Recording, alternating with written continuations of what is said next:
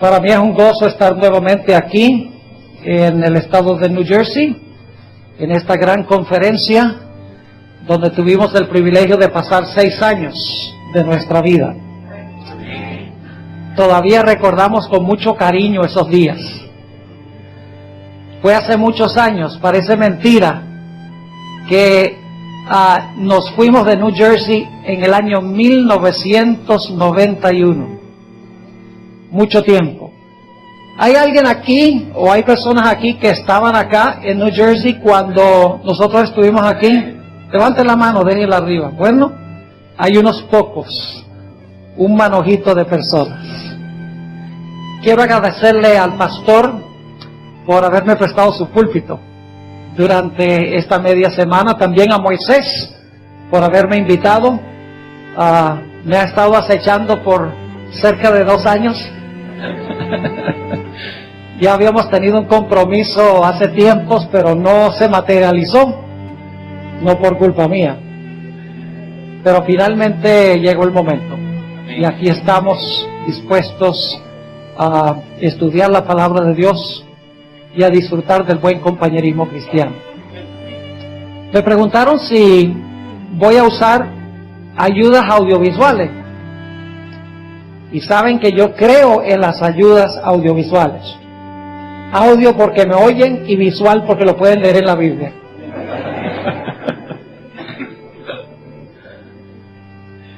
Antes de comenzar esta noche queremos pedir en forma especial la presencia del Señor. Así que les invito a inclinar sus rostros conmigo y vamos a orar. Padre Celestial, te damos gracias por el gran privilegio que nos concedes de venir a tu casa al comenzar las santas horas de tu sábado, con el fin de tributarte la honra y la gloria que te mereces y para escuchar tu voz hablándonos a través de tu santa palabra. Pedimos, Señor, que tu Espíritu Santo nos acompañe en esta noche. Danos claridad de pensamiento y danos ternura de corazón para comprender y recibir la semilla de la verdad. Particularmente te pido que bendigas a las visitas en nuestro medio. Habla especialmente a los corazones de ellos. Te damos gracias, Padre, por escuchar nuestra oración, porque te lo pedimos en el precioso nombre de Jesús. Amén. Creo que ustedes tienen el programa de esta semana. Si lo tienen, voy a pedirles que lo saquen un momento y les voy a mencionar un poco el tema central que vamos a tratar durante el transcurso de esta media semana que vamos a estudiar juntos. El tema central va a girar alrededor de la santa ley de Dios y la relación que tiene la ley con el santuario celestial en el cual el Señor Jesucristo está ministrando ahora mismo. Así que el santuario y la ley. Y claro, vamos a hablar también del Evangelio, porque uno no puede hablar de la ley sin hablar también del Evangelio. Esta noche el tema es la encarnación de la ley. El tema de mañana, en la mañana, el santuario y el libro de Apocalipsis. Vamos a darle un vistazo global al libro de Apocalipsis. Y vamos a ver que el libro de Apocalipsis sigue el orden preciso del santuario. Luego, por la tarde, vamos a tratar el tema, el cambio de los tiempos. Hay un cuerno pequeño en Daniel 7 que pensó que podía cambiar los tiempos y la ley. Ahora, como adventistas hablamos mucho de los cambios, del cambio en la ley, pero no se dice mucho de lo que significa el cambio de los tiempos.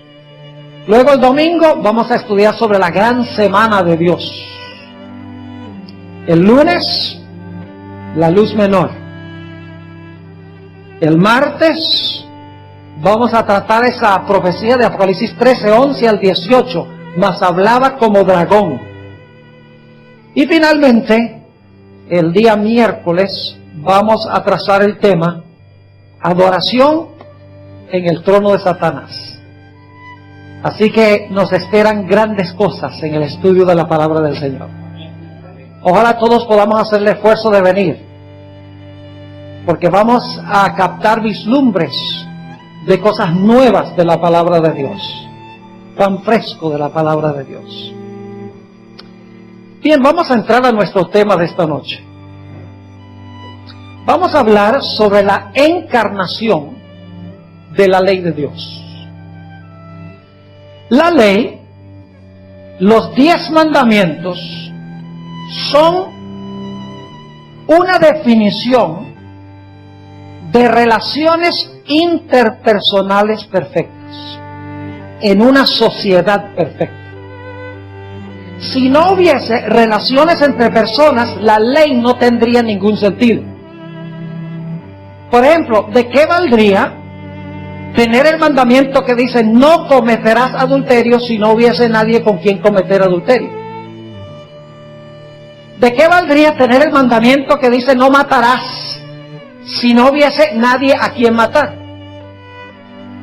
¿De qué valdría tener un mandamiento que dice no hablarás falso testimonio contra tu prójimo si no hubiese un prójimo del cual hablar mal? ¿De qué valdría tener un mandamiento que dice honra a tu padre y a tu madre si no hubiese ni padre ni madre a quienes deshonrar? ¿De qué valdría decir no tendrás dioses ajenos delante de mí si no hubiese un Dios delante del cual se pudiesen tener otros dioses? Es decir, la ley define y describe relaciones interpersonales perfectas en una sociedad perfecta. Si se guardara la ley de Dios, la sociedad sería perfecta.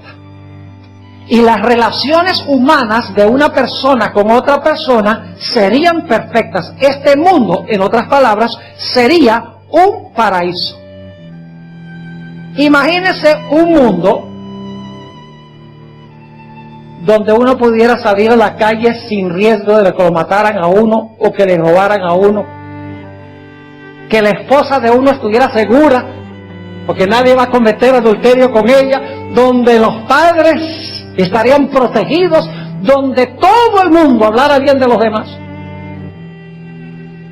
Ese sería el mundo si todos obedecieran la ley de Dios, porque la ley de Dios describe lo que es un mundo perfecto con relaciones interpersonales perfectas. Pero ahora quiero hacer una pregunta. ¿Qué es el pecado? Quiero leer una cita que encontramos en Primera de San Juan, el capítulo 3 y el versículo 4. Primera de San Juan, el capítulo 3 y el versículo 4. Texto muy bien conocido por los adventistas, lo citamos muy a menudo. Dice allí: todo aquel que comete pecado infringe también la ley, pues el pecado es la infracción de la ley, o, como dicen otras versiones, el pecado es transgresión de la ley. Quiero leerles una cita que encontramos en el libro Mensajes Selectos, tomo 1, página 376. La autora dice: la única definición del pecado que se da en la palabra de Dios se halla en 1 de Juan 3:4. El pecado es la transgresión de la ley. Pero ahora quiero hacer una pregunta. ¿Qué es la ley? Si el pecado es transgresión de la ley, necesitamos saber qué es la ley.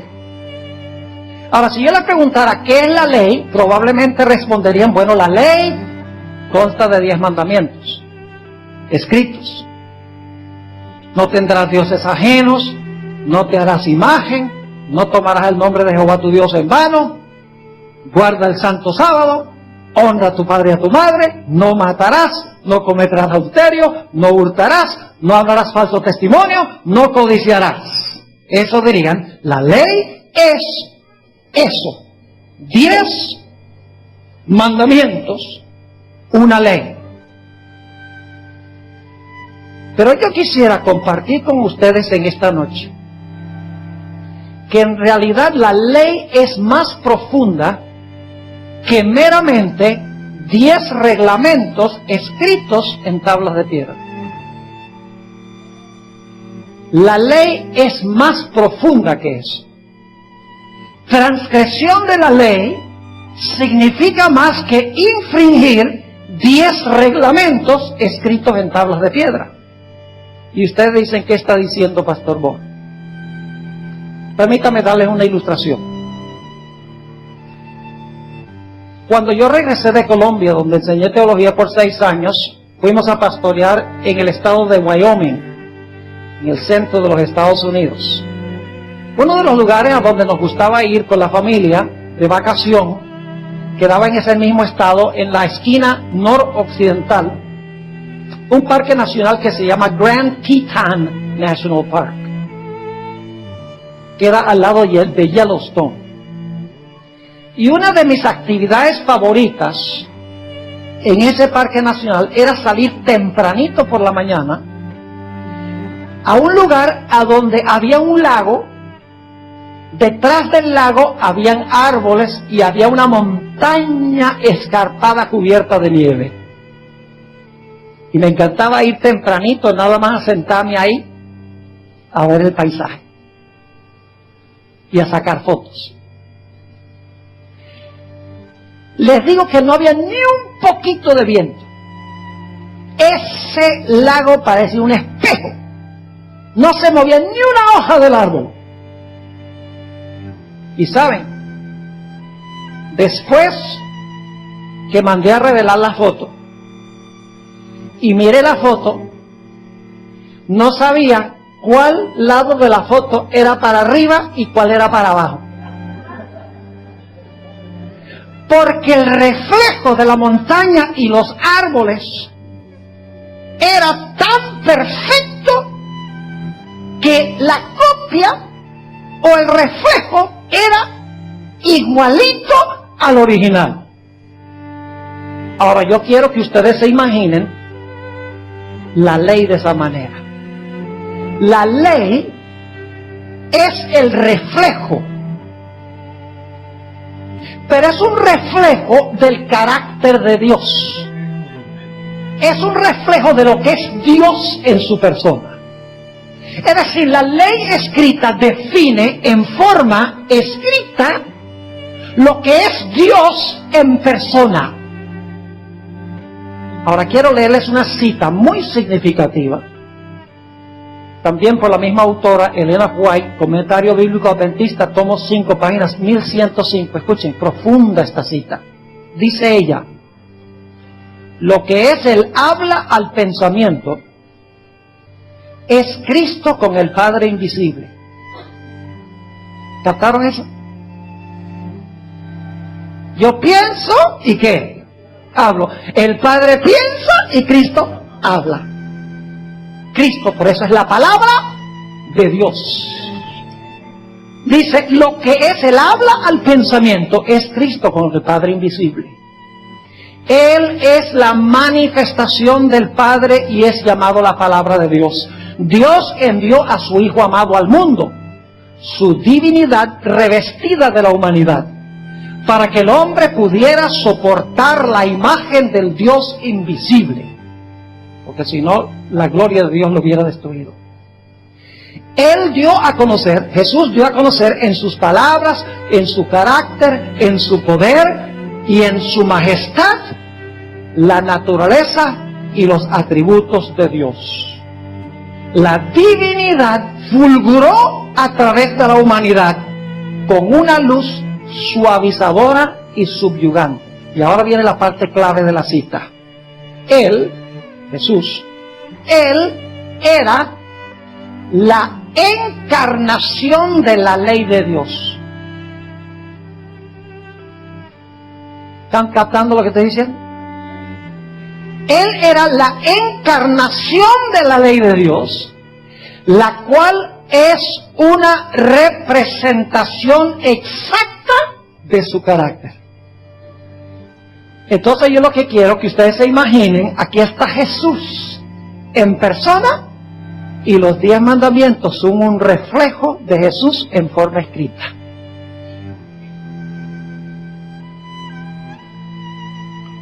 Es decir, que Jesús es la ley corporalmente. Es la ley vivida.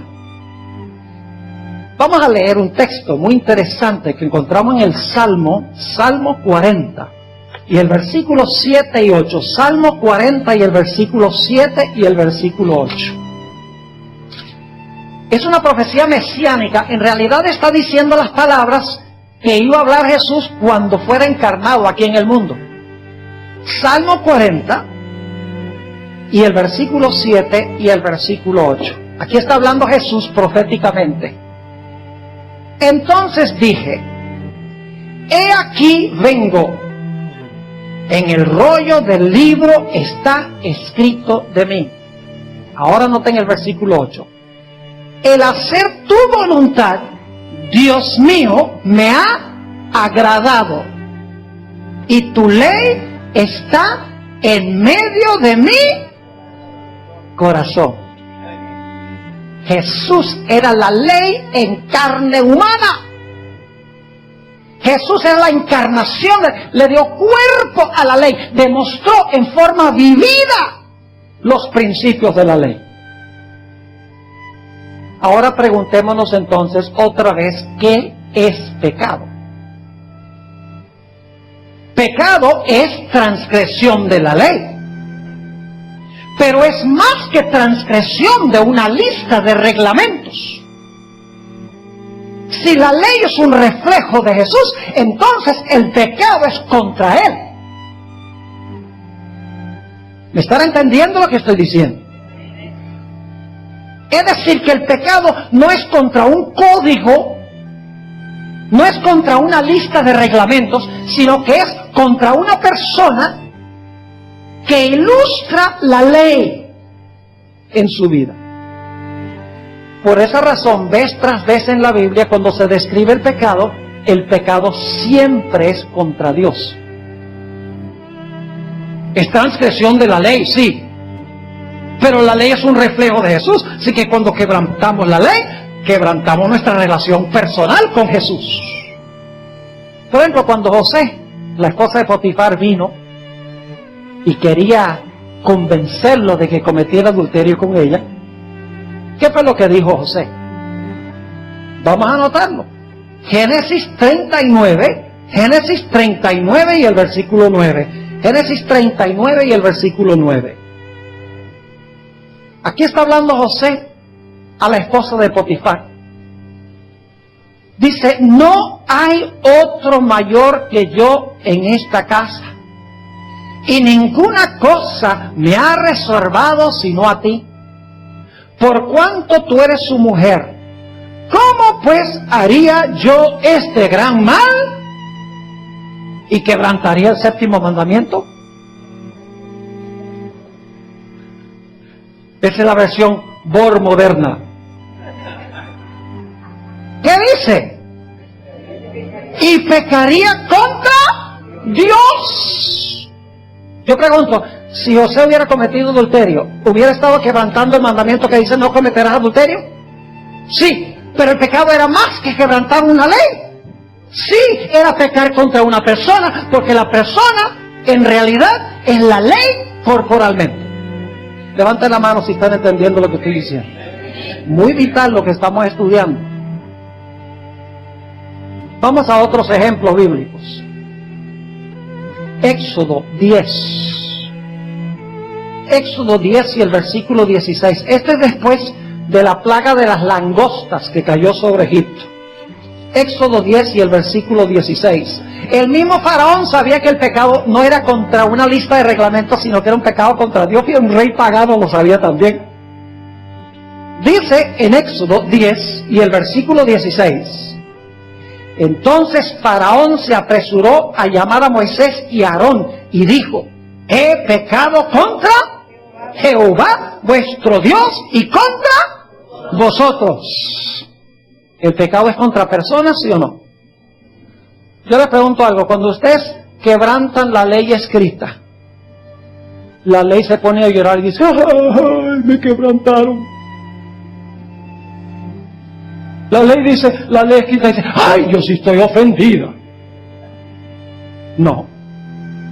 La ley escrita no siente, ni puede ser ofendida, ni se entristece, ni llora, ni derrama lágrimas.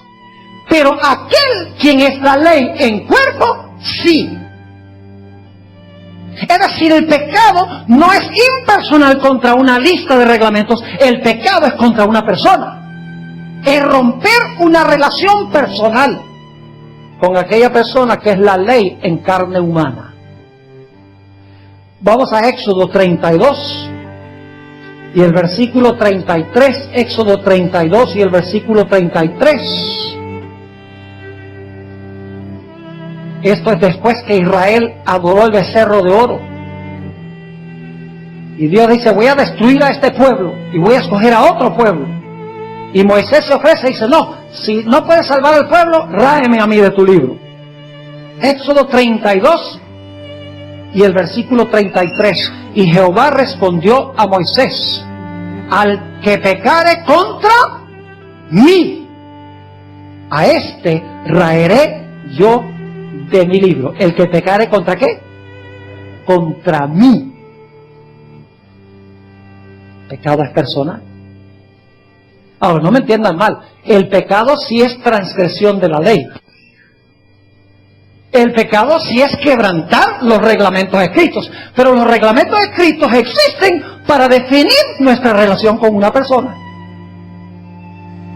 Si no hubiese personas, la ley no tendría sentido.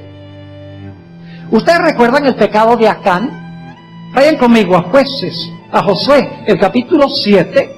Josué, el capítulo 7, después que este hombre Acán robó oro y plata y un manto babilónico muy costoso, se descubrió que él lo había hecho. Y nota lo que dice en Josué 7 y el versículo 20. Josué, el capítulo 7 y el versículo 20. Y Acán respondió a Josué diciendo: verdaderamente yo he pecado contra el octavo mandamiento. ¿Había robado? ¿Acán robó? Sí, pero ¿contra quién pecó? Contra la persona.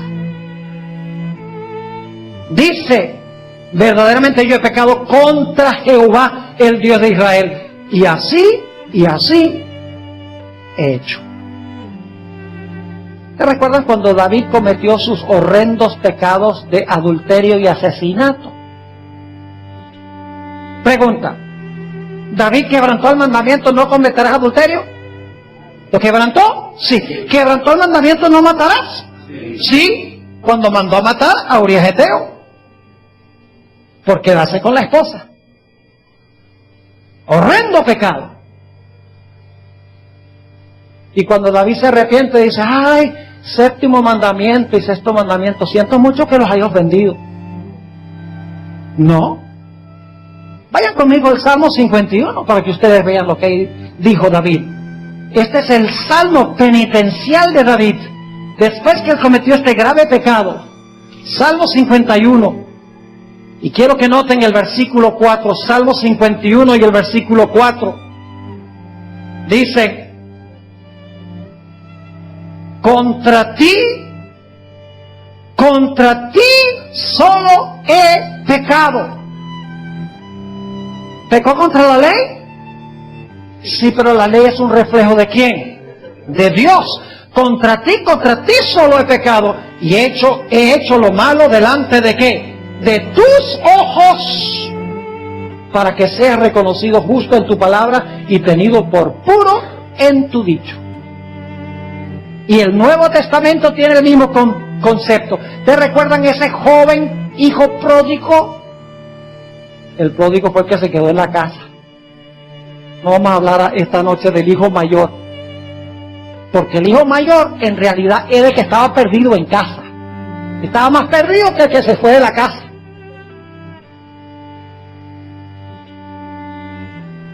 Se fue este muchacho. Dice que se fue con las rameras allá. Fornicar y a cometer adulterio. Despilfarrando lo que pertenecía al padre. Deshonrando a su padre. Quebrantó el mandamiento, honra a tu padre y a tu madre. Quebrantó el mandamiento los primeros 4 mandamientos que tienen que ver con su relación con Dios. Quebrantó el mandamiento, no cometerás adulterio. ¿Qué mandamiento no quebrantó este muchacho? Y cuando regresa a la casa, le dice al padre: Padre, he pecado contra el 7º mandamiento. ¿Qué dice el muchacho? He pecado contra el cielo y contra ti. Y no soy digno de ser llamado tu hijo. ¿Contra quién pecó el hijo pródigo? Contra Dios. Es decir, que el pecado es transgresión de la ley, pero la ley es un reflejo de quién es Dios, así que el pecado es transgresión contra Dios. Es decir, el pecado no es contra un código frío en tablas de piedra que no siente, ni oye, ni sufre, ni llora. El pecado es contra una persona. Y ahora escuchen bien. Muchas iglesias enseñan que la ley fue clavada en la cruz. Ahora escuchen bien. Aquellos cristianos que clavan la ley en la cruz están clavando ¿a quién en la cruz? A Jesús, porque Jesús es el original y la ley es la copia. Y usted no puede deshacerse de la copia sin deshacerse del original. Es más, déjeme leerle una cita de Elena White, donde ella habla de la destrucción del pueblo judío, en la destrucción de Jerusalén en el año 70, dice: el gran pecado de los judíos consistió en que rechazaron a Cristo. El gran pecado del mundo cristiano iba a consistir en que rechazaría la ley de Dios, que es el fundamento de su gobierno en el cielo y en la tierra. Pero ¿saben algo? Es lo mismo rechazar a Cristo que rechazar la ley, porque la ley es un reflejo de Cristo. Y si usted se deshace de la ley, se está deshaciendo de Jesús. El pecado del pueblo judío es el mismo pecado del mundo cristiano. ¿Me están entendiendo lo que estoy diciendo? Serio este asunto. Es decir, que el pecado, mis queridos hermanos y hermanas, visitas, rompe nuestras relaciones con nuestros semejantes y con Dios. Cuando quebrantamos estos reglamentos, rompemos relaciones interpersonales. El pecado es contra gente. El pecado es personal. Vamos a notar esto en el libro de Isaías, el capítulo 59. Isaías, el capítulo 59. Este texto ustedes lo conocen. Se usa mucho cuando se dan estudios bíblicos. Dice allí, en Isaías 59 y el versículo 2: pero vuestras iniquidades han hecho ¿qué? Separación y división entre vosotros y vuestro Dios, y vuestros pecados han hecho ocultar de vosotros su rostro para no oír. ¿Qué es lo que hace el pecado? Romper nuestra relación ¿con quién? No solo con la ley escrita, sino con Dios como persona, porque la ley es una descripción escrita de Dios. Permítame ilustrar lo que quiero decir. Mucha gente se pregunta, ¿cómo es que un gringo puede hablar español tan colombiano?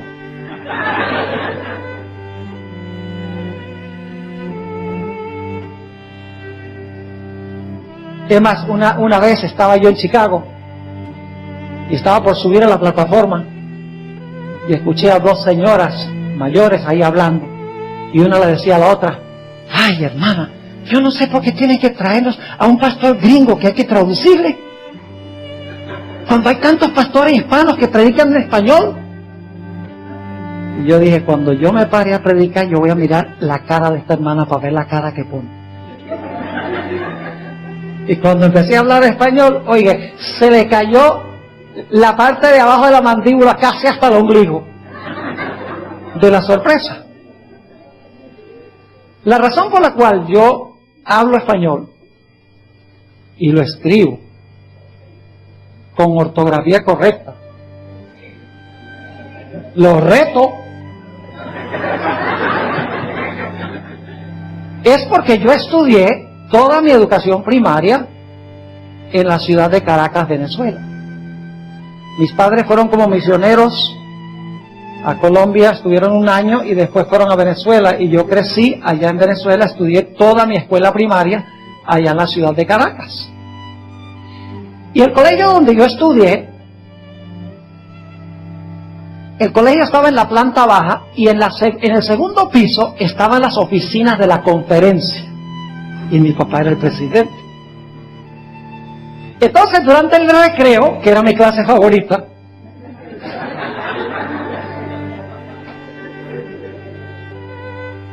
subía yo al segundo piso, cuando mi papá no estaba, y me sentaba en la silla y ponía los pies en el escritorio como veía hacer a él, y jugaba que era presidente.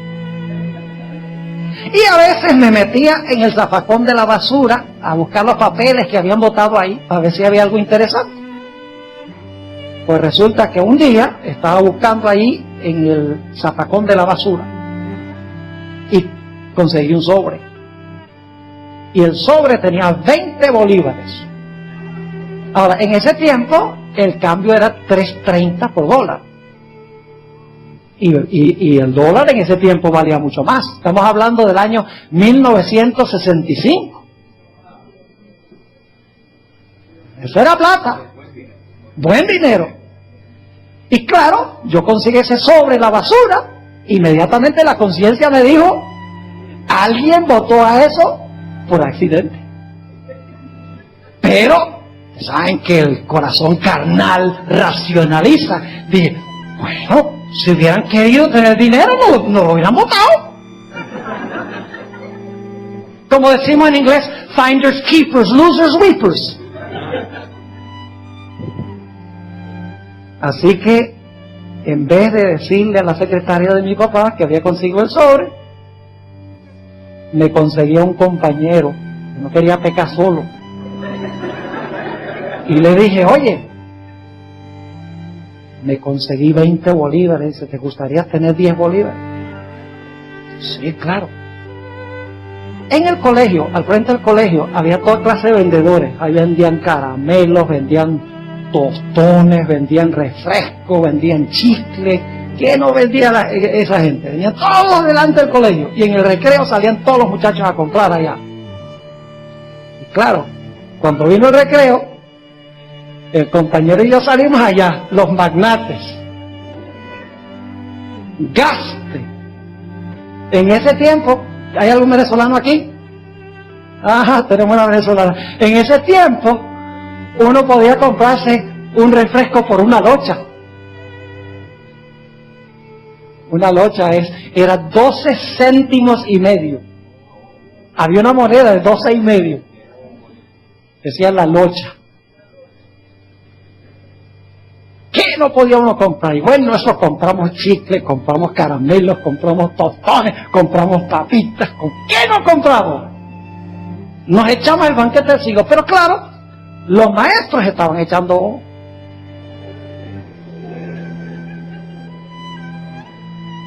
Y ven que estábamos gastando toda esa plata. Dice, aquí hay algo raro. Y nos llamaron allá a la oficina del rector, del director. Dice, ¿dónde consiguieron este dinero? ¿Quién le dio el dinero? Mi papá. ¡Ja! Ahora no solamente era robo, sino era mentira. Después de indagar por un tiempo, tuvimos que decirles qué fue lo que pasó. Y en esa época, miren, no solamente lo castigaban uno en el colegio, sino en la casa les tocaba también el castigo. Hoy en día los padres, cuando se porta mal el hijo en la escuela, ¿cómo me tratan mal a mi angelito? Y se ponen de parte de los hijos. En esa época, castigo en el colegio y castigo en la casa también. Ahora yo quiero decirles que yo estaba bien triste. ¿Sabe por qué estaba triste? Porque me habían descubierto y por el castigo que me esperaba. No estaba triste de lo que había hecho, sino que estaba triste de las consecuencias de lo que había hecho. Falso arrepentimiento. Cuando llegué a la casa, me estaba esperando mi mamá en la puerta.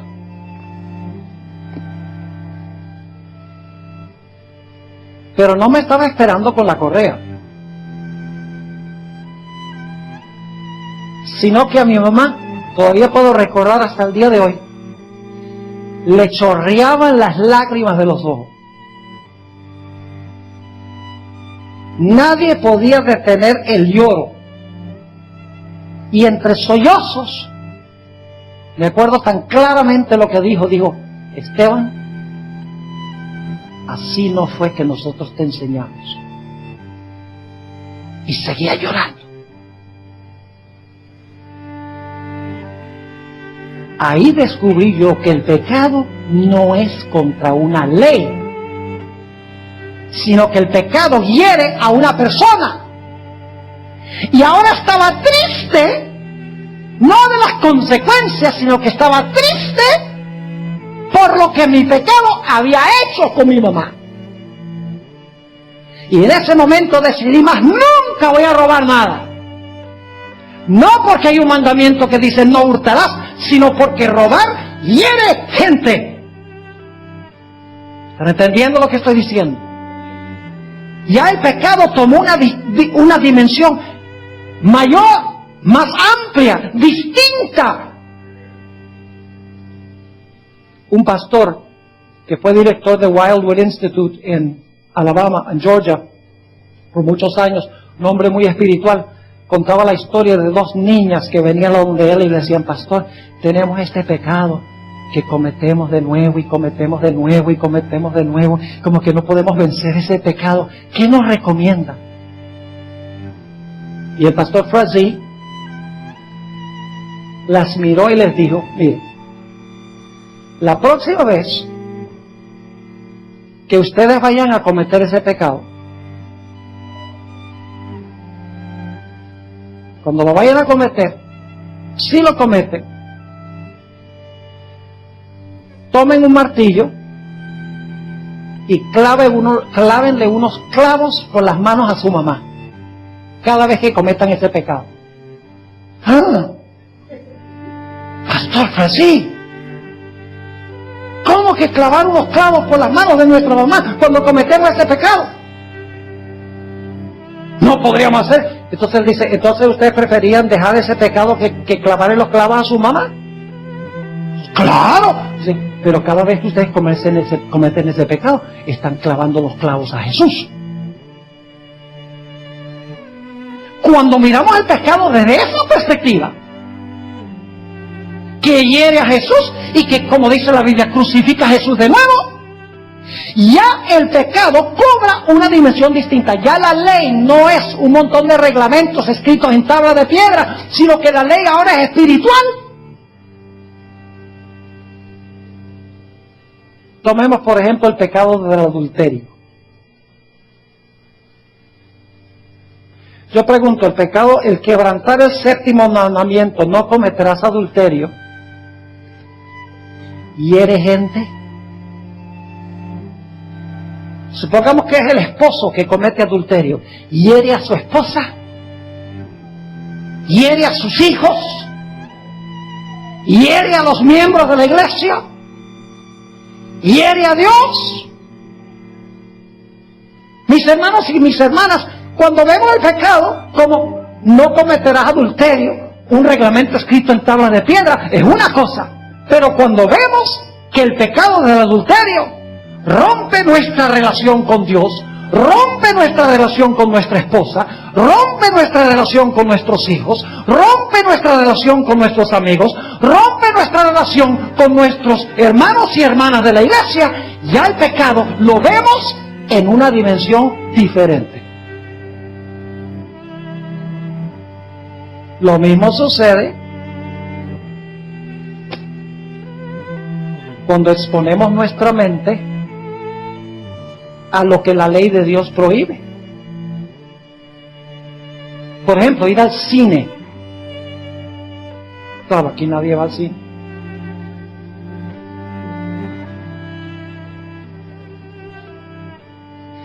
Para mí es inconcebible que un director de jóvenes diga que está bien que los jóvenes vayan al cine. Yo no puedo entender eso. Le explico por qué. Porque en el cine lo único que van a ver es violencia, sexo ilícito, vestimenta indecente, espiritismo, mentiras. ¿Pueden ustedes imaginarse a Jesús sentado delante del televisor disfrutando esas cosas? No pueden, porque Él es la personificación de la ley. Esas cosas le chocarían. ¿Y cómo puedo yo decir que siendo un seguidor de Jesús puedo deleitarme en lo que Jesús aborrece? ¿Me explico?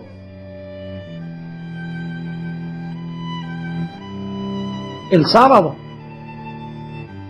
¿Saben qué problema tenían los fariseos? ¿Saben por qué la mayoría de los cristianos hoy en día rechazan el sábado? Porque ellos ven el sábado como un mandamiento escrito en unas tablas de piedra, como los fariseos. Para los fariseos el sábado era un día y había que guardarlo estrictamente. No veían nada de la relación del sábado con Dios, ni con sus semejantes. Por eso decían, no te atrevas a sanar a alguien en sábado. Para ellos el sábado era un reglamento, pero para Jesús el sábado era un día para beneficiar a otros y para tener comunión especial con Dios. Y cuando nosotros vamos a trabajar el sábado y no guardamos el sábado, estamos rompiendo nuestra relación con Dios, porque Dios quiere que pasemos todo ese día fortaleciendo nuestra relación con Él. Permítanme usarles un ejemplo bíblico para que puedan entender este asunto de lo que es el pecado en realidad. Es transgresión de la ley, pero es transgresión de una persona. La persona es la incorporación de la ley. ¿Ustedes recuerdan el pecado de Adán y Eva? Comieron del árbol de la ciencia del bien y del mal. Después de comer, se estaban ocultando de Dios en medio del huerto. ¿Estaba triste Adán y Eva de haber comido? Sí. ¿Saben por qué? Porque dijeron, ahora vamos a morir. ¿Estaban arrepentidos? Jamás. Arrepentidos de las consecuencias que iban a sufrir, pero no estaban arrepentidos del pecado. Y ustedes dicen, ¿cómo sabemos eso? Muy sencillo. Porque cuando Dios vino le dijo a Adán, ¿qué hiciste? La mujer que me diste.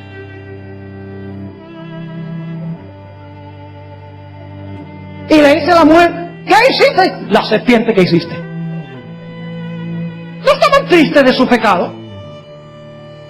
Estaban tristes de las consecuencias que le iban a aportar su pecado. ¿Saben cuándo Adán realmente se entristeció de su pecado? Cuando entendió lo que en verdad había hecho, lo que en verdad era el pecado. Génesis 3 insinúa lo que pasó, porque dice que Dios tomó pieles de animales y vistió a Adán y Eva. Para conseguir las pieles, los animales tienen que haber ¿qué? Muerto. Quiero que se imaginen a Adán. Ahora está triste y dice, polvo eres y al polvo serás tornado. ¡Wow! Voy a morir. terrible, triste de las consecuencias. Pero luego Dios le dijo a Adán, consíguete 2 corderos, porque son pieles, plural, consíguete 2 corderos y un cuchillo. Quiero que agarres el cordero con el cuchillo, y esto se describe más adelante en el sistema de sacrificio de Israel. Con el cuchillo corta la garganta de ese animal y le explica, eso es lo que va a ser muerte. Eso es muerte. Así que Adán toma el animal, hace lo que Dios le dijo, le corta el cuello a ese animal, chorrea la sangre, y de repente el cordero está inerte en los brazos de Adán.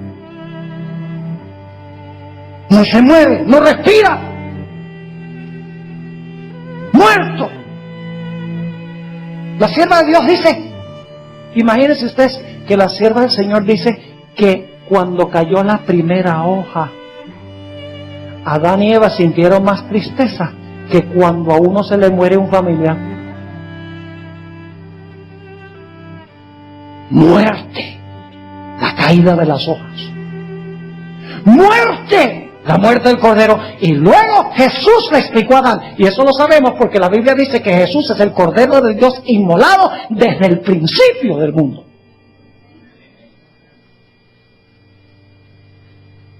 Jesús le dijo a Adán,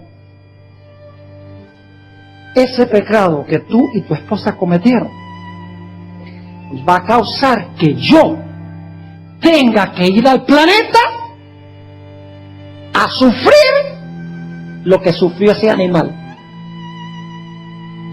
Me van a atravesar las manos, los pies, el costado, me van a poner una corona de espinas y de mi cuerpo va a chorrear sangre, porque voy a cargar el pecado tuyo y el de Eva y de todos sus descendientes. ¿Creen ustedes que Adán y Eva ahora miraban el pecado desde una perspectiva distinta? ¡Ojo ya no era una transgresión de un mandamiento, no comerás del árbol, sino que era algo que iba a causar la muerte de Jesús, el Hijo de Dios? Eso es lo que hace el pecado, crucificó a Jesús. Cuando yo veo que el pecado crucificó a Jesús, yo no voy a querer más nada que ver con el pecado. Ustedes conocen Zacarías 12:10, donde dice que verán al que traspasaron. ¿Y qué dice? Y llorarán como llora uno por su unigénito. ¿Están captando un poco más lo que es el pecado? Ahora escuchen bien lo que les voy a decir. Aquí llegamos a la parte más importante de nuestro estudio. ¿Saben que Dios quiere también tomar esa ley que Jesús incorporó en sí mismo? ¿Y saben que Dios quiere tomar esa ley e incorporarla en nosotros? Jesús quiere tomar la ley y quiere poner la ley en nosotros de tal manera que nuestra vida sea un desenvolvimiento de la ley, como fue la vida de Él. Ahora, ¿qué es lo que quiero decir? Vayan conmigo a Ezequiel, el capítulo 36. Ezequiel 36 y el versículo 26 y 27. Ezequiel 36, 26 y 27. Dios quiere hacer algo. ¿Sabe que todos nosotros nacemos en este mundo con un corazón egoísta? La Biblia lo llama un corazón de piedra.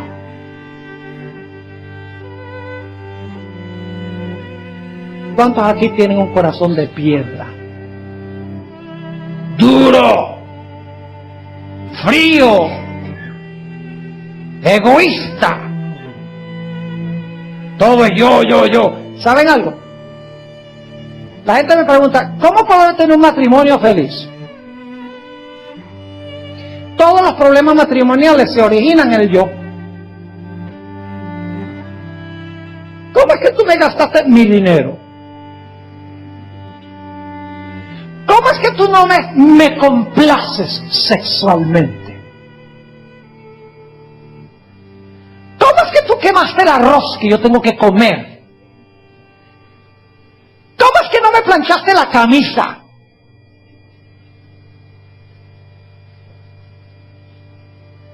El problema es el yo, el corazón egoísta. Entonces mi consejo matrimonial es bien sencillo. Mire, si el esposo sencillamente dijera a la esposa, mira, yo te voy a amar y te voy a dar sin esperar que tú me devuelvas nada. Y la esposa dijera, pues yo voy a hacer lo mismo. Yo voy a dar sin esperar que tú me des nada, los dos terminan satisfechos. Dar es el secreto matrimonial más eficaz para tener un matrimonio feliz. Se puede tener toda clase de cosas superficiales. Ay, no, que cuando venga tu esposa ponga una mesita y unas velitas bien bonitas y tenga una cena romántica. No digo que eso está mal, pero al menos que se cambie el corazón, los síntomas van a regresar. Por eso Jesús lo que quiere hacer es, fíjese que Jesús es el gran cardiólogo celestial. No mete marcapaso, no cambia válvulas, no hace bypass. Se especializa en una sola clase de operación cardíaca, trasplantes. Noten Ezequiel 36 y el versículo 26 y 27, 36, 26 y 27, linda promesa. Esta promesa te la hace Jesús a ti. No es para la gente de los días de Ezequiel, es para nosotros. Las promesas bíblicas son para reclamarlas nosotros. Fíjense qué lindo, dice, os daré corazón. ¿Cuánto le gustaría tener un corazón nuevo? Solamente unos poquitos, todos los demás lo tienen nuevecitos. Los que no levantaron la mano son los que más lo necesitan. Os daré corazón nuevo y pondré espíritu nuevo dentro de vosotros y quitaré de vuestra carne el corazón de piedra y os daré un corazón de carne. Corazón egoísta por fuera y un corazón altruista puesto. Y luego el versículo 27 dice, pondré dentro de vosotros mi espíritu y haré que andéis en mis estatutos y guardéis mis preceptos y los pongáis por obra. ¿Cuál es la única forma en que podemos poner los estatutos y los mandamientos de Dios por obra? Solamente si nos da un corazón, ¿qué? Nuevo. ¿Será posible que muchos adventistas están tratando de hacer que un corazón viejo se comporte como un corazón nuevo? No, tengo que guardar el sábado. No puedo cometer adulterio. La Biblia dice, no cometerás adulterio. Entonces está el problemita de que cualquiera que mira a una mujer para codiciarla adulteró en su corazón. Ahí la cosa se pone color de hormiga. ¿Verdad que sí?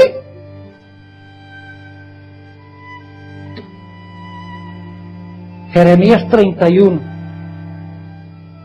Otra promesa de Dios. Linda promesa. Si reclamáramos estas promesas, podríamos irnos a la casa esta noche, seríamos completamente diferentes. Jeremías, el capítulo 31. Y quiero empezar leyendo en el versículo 31, Jeremías 31, 31. Dice allí, he aquí que vienen días, dice Jehová, en los cuales haré nuevo pacto con la casa de Israel y con la casa de Judá. ¿Saben lo que dicen algunos cristianos? Algunos cristianos dicen, yo no tengo que guardar la ley porque eso era el antiguo pacto. Dice, el antiguo pacto era la ley, ahora el nuevo pacto es la gracia. No, señor. El antiguo pacto era la ley en tablas de piedra. El nuevo pacto es la misma ley en el corazón. Pero no cambió la ley, sino el lugar a donde está escrita la ley. He aquí que vienen días, dice Jehová, en los cuales haré nuevo pacto con la casa de Israel y con la casa de Judá. No como el pacto que hice con sus padres en el día que tomé su mano para sacarlos de la tierra de Egipto, porque ellos invalidaron mi pacto, aunque yo fui un marido para ellos, dice Jehová. En el monte Sinaí, Dios le dijo a Moisés, mira, sube a la montaña. Está relatando eso. Sube aquí a la montaña. Yo quiero hablar contigo. Y Dios le dice a Moisés, mira Moisés, yo quiero hacer un pacto con Israel. Yo quiero ser el Dios de ellos y yo quiero que ellos sean mi pueblo. Baja allá y pregúntale si ellos aceptan el arreglo. Si ellos quieren que yo sea el Dios de ellos y ellos sean mi pueblo.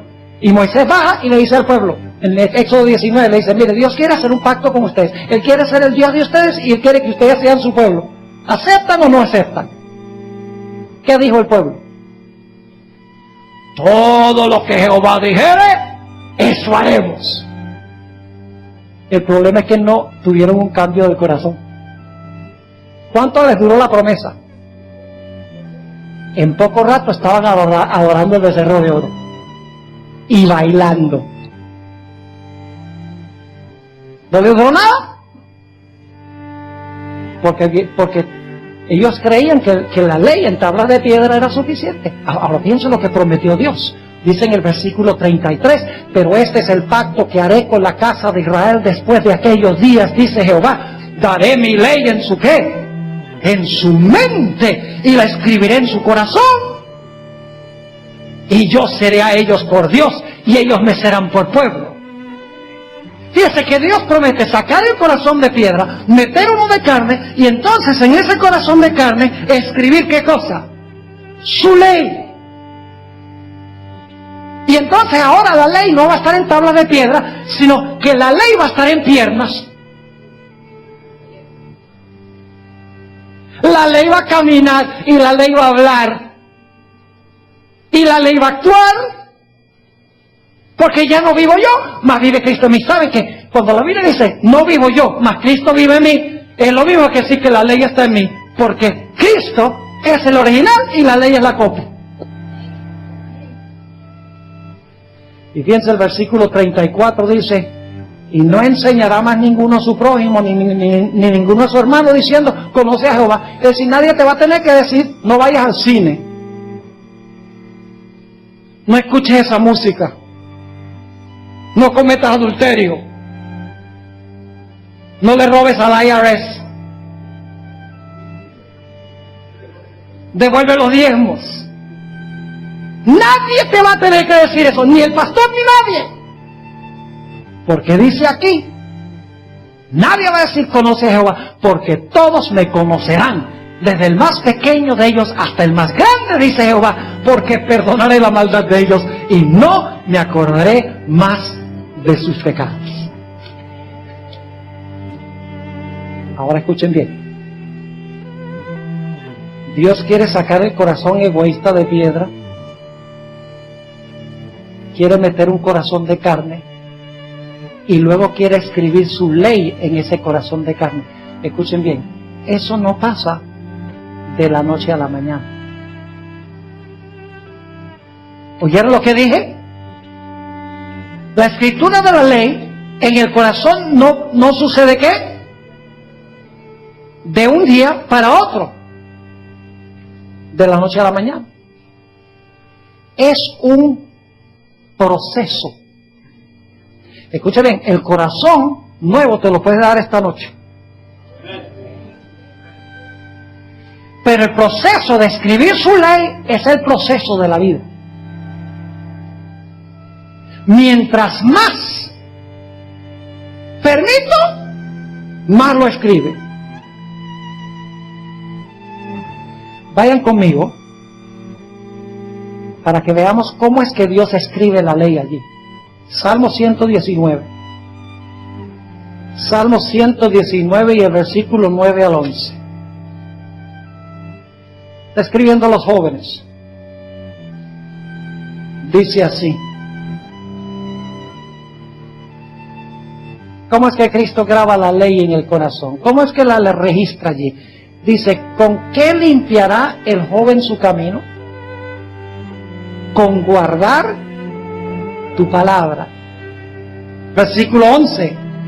En mi corazón he guardado tus dichos para no pecar contra ti. ¿Cómo es que Dios escribe la ley en el corazón? Metiendo allí, ¿qué cosa? Su palabra. ¿Y cómo metemos la palabra ahí? Por aquí y por aquí. Por los ojos y por los oídos. Escuchen bien, hay dos poderes luchando por nuestra vida. Uno, la Biblia lo llama la carne, y otro, la Biblia lo llama el espíritu. La carne es el corazón de piedra, y el espíritu es el corazón de carne.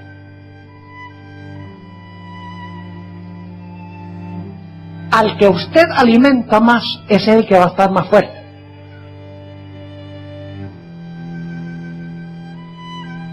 Si usted alimenta su naturaleza carnal, va a ser carnal. Por eso es que tenemos que tener cuidado con lo que oímos y con lo que vemos. Porque si usted tiene problemas con adulterio y con malos pensamientos de eso, y luego entonces se pone a ver pornografía en el internet, o ver ciertas cosas en televisión, lo que está haciendo es alimentando la naturaleza carnal, y la naturaleza carnal se fortalece.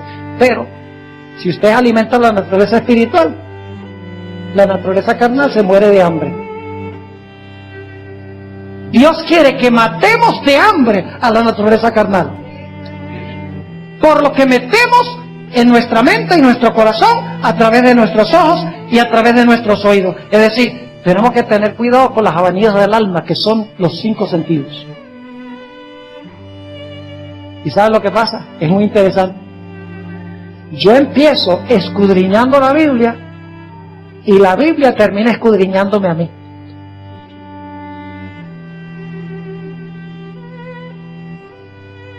Es una espada que entra y busca. Por ejemplo, si yo tuviera el problema con ojos extraviados, y un día en mi devocional estoy leyendo, oíste que fue dicho en el antaño, no cometerás adulterio, mas yo os digo, cualquiera que mira a una mujer para codiciarla, ya adulteró en su corazón. Antes de la acción, dice, ya cometió adulterio en su corazón. Yo leí ese versículo y ahora el versículo me dice, ese eres tú. That's you. Yo empecé leyendo y ahora la Biblia me está leyendo a mí. Y me está diciendo qué problemas tengo. Y entonces Jesús dice, ¿quieres que te corte eso? ¿Quieres que te lo saque?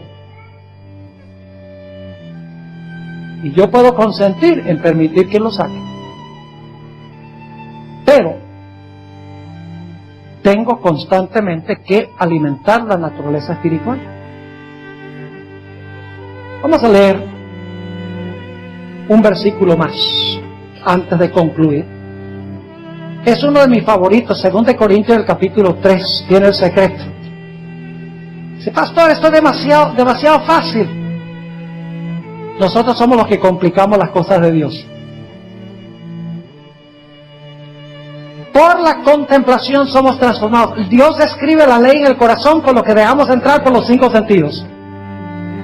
Mientras más dejamos entrar las cosas de Dios, más se escribe la ley y el carácter de Jesús en nuestro corazón. Así de sencillo es. 2 Corintios 3:18 dice, por tanto, nosotros todos, mirando a cara descubierta como en un espejo la gloria del Señor. ¿Qué hacemos? ¿Miramos qué? La gloria del Señor. Somos, una mejor traducción sería, estamos siendo. En el griego es un verbo progresivo.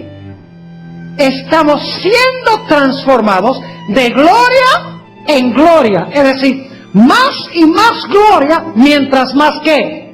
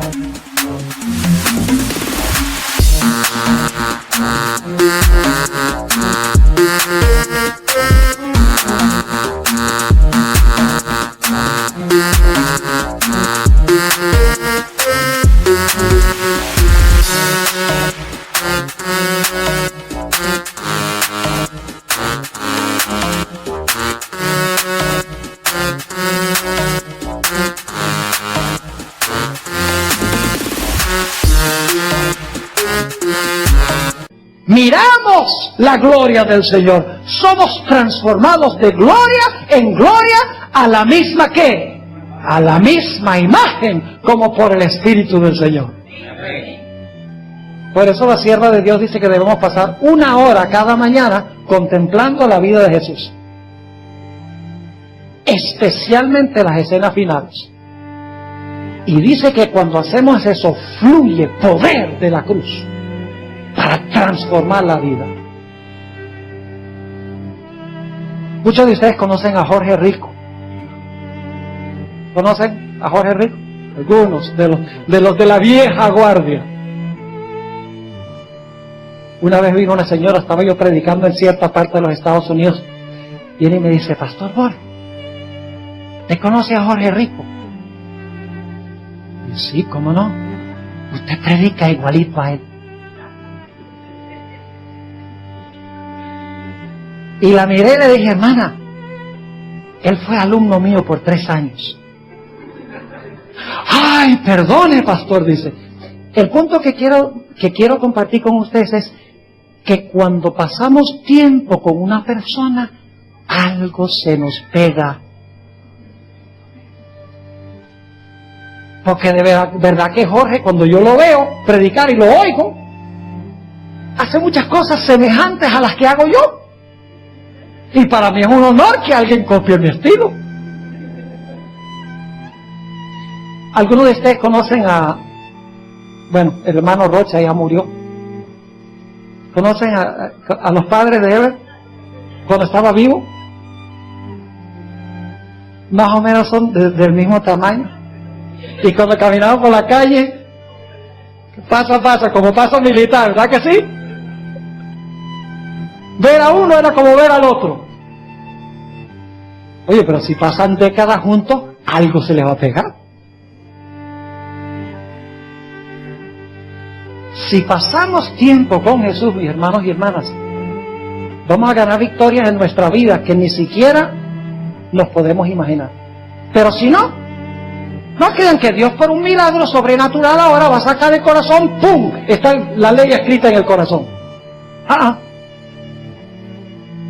La vida cristiana es una vida de perseverancia. Es una lucha de día en día. Hora por hora, minuto por minuto y segundo por segundo. Es una lucha constante, la vida cristiana. Es decir, lo que quiere hacer Dios, mis hermanos y hermanas, mis apreciadas visitas, en cortas cuentas, Dios quiere sacar ese corazón de piedra y quiere meter un corazón de carne y quiere hacerlo esta misma noche. Y luego Él quiere que nosotros dediquemos tiempo para contemplar al Señor Jesús, día en día. De tal manera que llegue el momento en que ya no vivimos nosotros, sino que vive Jesús en nosotros, vive la ley en nosotros. Porque reflejamos perfectamente, como dice la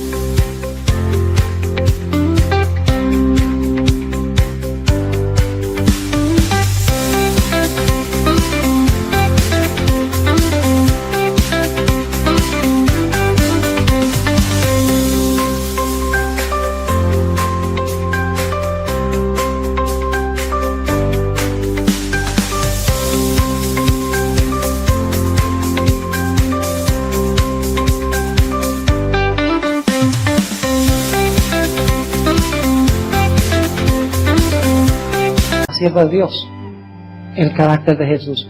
Si eso pasara, ya no tendríamos problemas familiares, problemas de los hijos, problemas de esposos, problemas en la iglesia. No habría.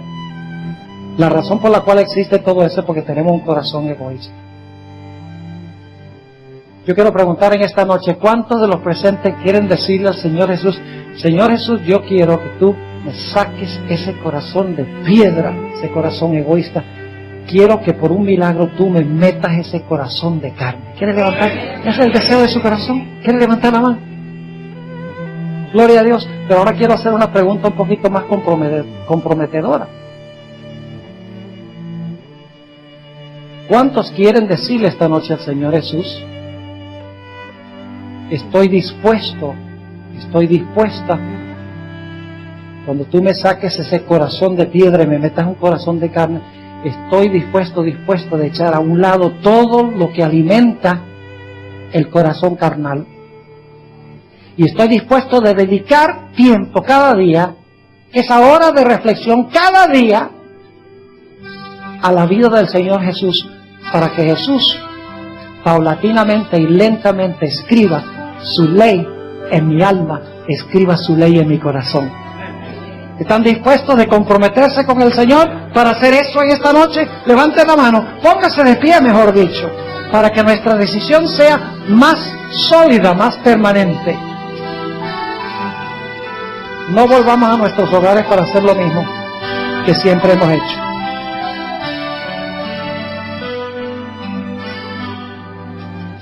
Gloria a Dios, porque Dios nos ha dado un camino de escape, ¿verdad que sí? Sería terrible vivir en un mundo sin esperanza, un mundo lleno de gente egoísta. Pero el Señor Jesucristo nos ha dado un camino de escape, gloria a Dios. Oremos. Padre Celestial, te damos gracias,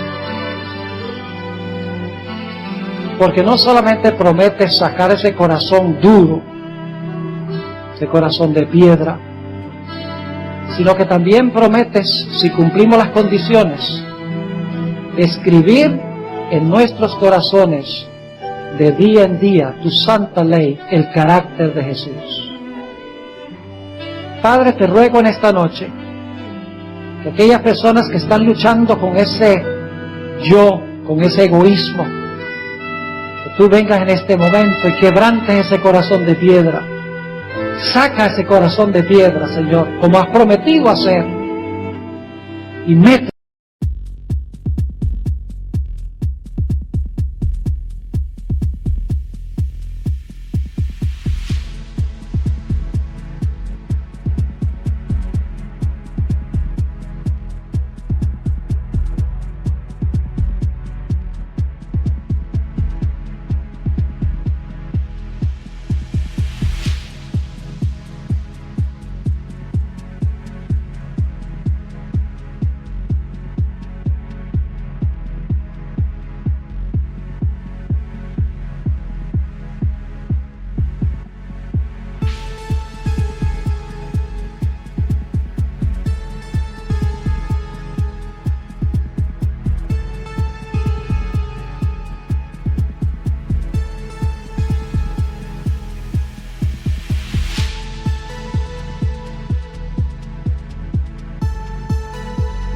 Señor, hay un corazón de carne, un corazón tierno. Y luego te ruego, Padre, que nos des la decisión de voluntad para dedicar tiempo a Jesús. Cada día, cada mañana, cada tarde, dedicar tiempo a Jesús, para que cada momento podamos reflejar más su carácter. Te damos gracias, Padre, por haber estado con nosotros. Y gracias por cumplir tus promesas que has hecho en tu palabra, no porque nosotros haya mérito, sino porque te lo pedimos en el precioso nombre de tu Hijo, Cristo Jesús. Amén.